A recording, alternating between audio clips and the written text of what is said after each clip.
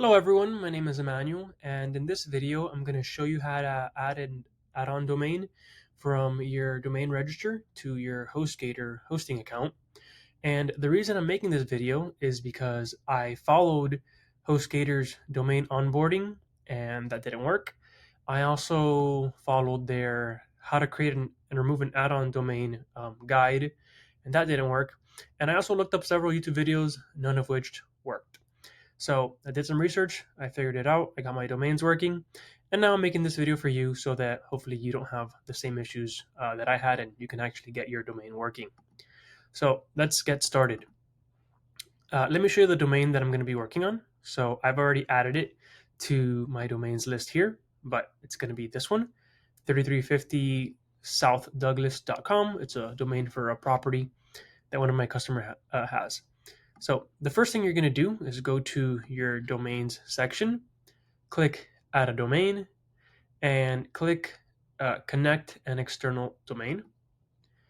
Now, before you type in your domain here, you're going to go to your domain provider, go to that domain, and under DNS, find wherever you can edit the name servers.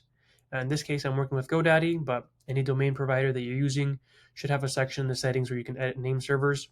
And you're going to delete the name servers that you have and replace them with the HostGator ones, which are these two. And you're going to save those changes. Once you do that, you're going to take your domain and you're going to paste it in here and you're going to click add. And the domain portion stops right there. The next thing you're going to do is you're going to set up your hosting.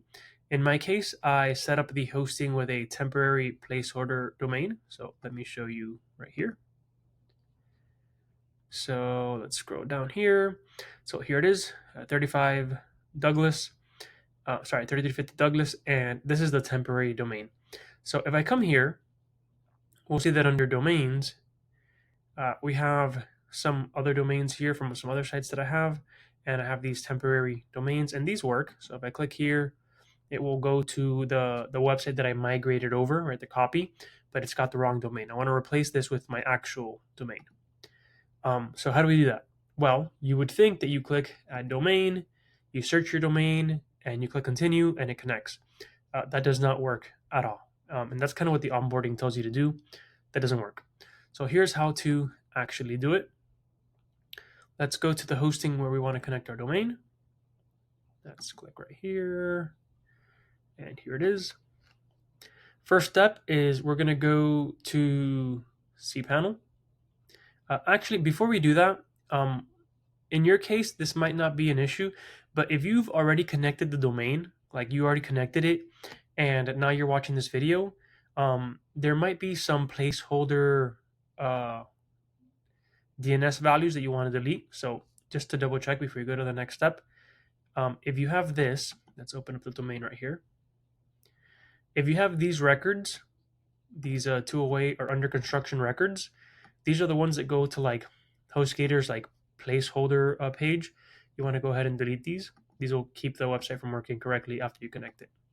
So this is just an extra step. If you've had your domain in the account for a while, these might be in there.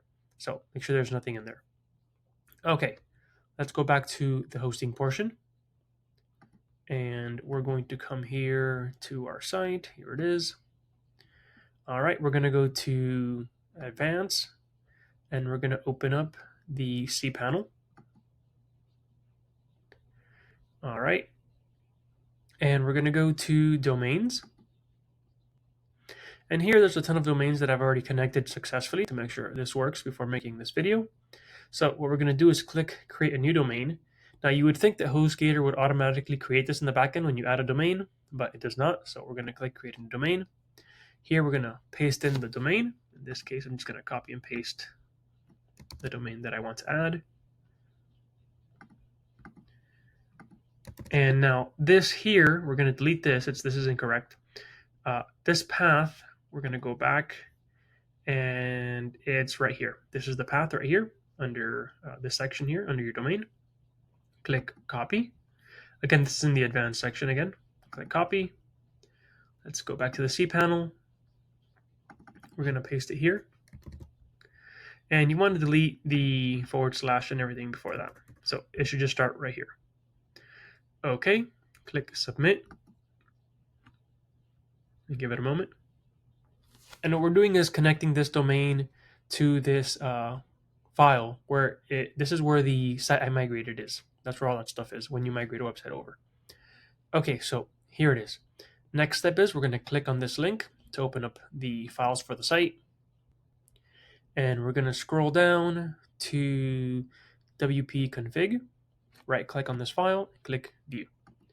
Now what we're going to get is the database name for this site so that we can replace it in my phpMyAdmin, which is a step that is nowhere in HostGator's documentation. I don't know why. So easiest way is to hit Control F, put DB for database. Oops. And it'll be one of the first ones. So database name, this is the name. So just copy this for easy use.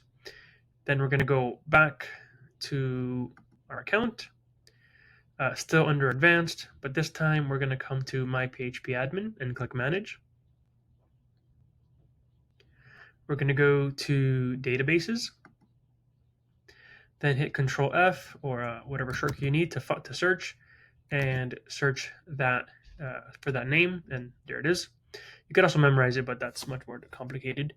Anyways, there it is. We're going to click it, and we're going to go to the link that says WP options. So scroll down all the way till WP options and click right there. And here we can see the temporary domain that's been assigned to the website. We're going to click, we're going to change these two to our domain. So click edit. And let's get the domain again from here. And we're going to leave the HTTPS since our domain has an SSL and just add in the rest of the domain and click go. And we're going to do the same thing for the home URL. Delete this and click go.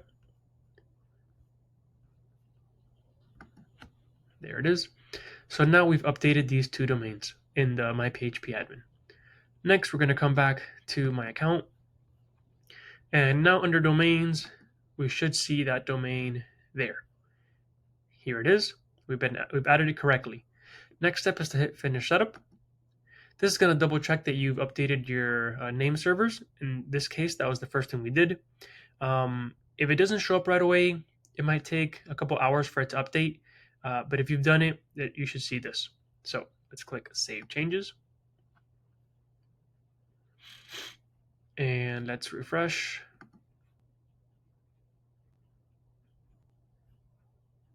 Okay, now we see that it says in progress.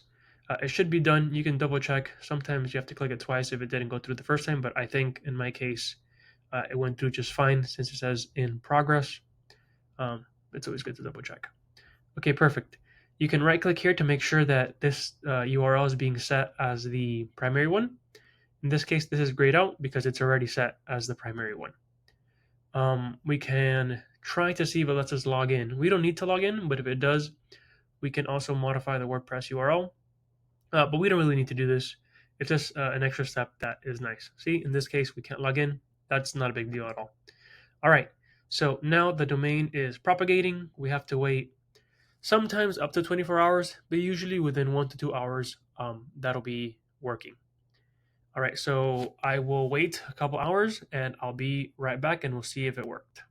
Okay, so it's been a couple of hours and I'm back now.